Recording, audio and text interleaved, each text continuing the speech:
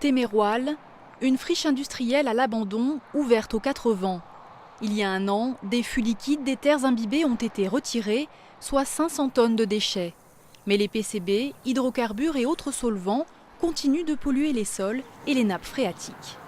Ce fameux fossé qui est à côté et qui communique avec celui où l'on a découvert il y a 4 ans maintenant 2500 fois les doses autorisées, c'est le même fossé avec le même dépassement et la même pollution qui continue de diffuser.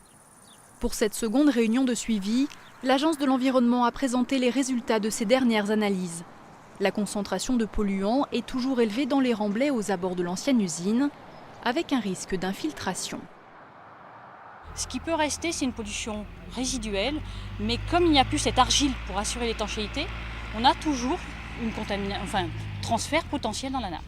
C'est la raison pour laquelle le plan de gestion globale du site, qui a été sélectionné, qui a été proposé, est de mettre une géomembrane sur la totalité du site de Téméroal. C'est-à-dire qu'il n'y aurait plus du tout de contact entre l'eau de pluie et la pollution qui est encore en place.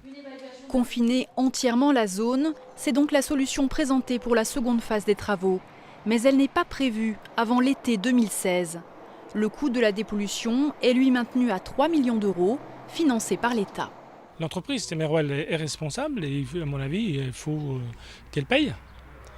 Jusqu'au jour d'aujourd'hui, c'est le contribuable qui paye, mais il faudrait aussi que les gens qui sont responsables de pollution aussi importante soient punis et puissent prendre aussi en compte un peu les financements. D'ici le début des travaux, l'entretien des fossés ainsi qu'une surveillance de la qualité de l'eau et des poissons devraient être assurés.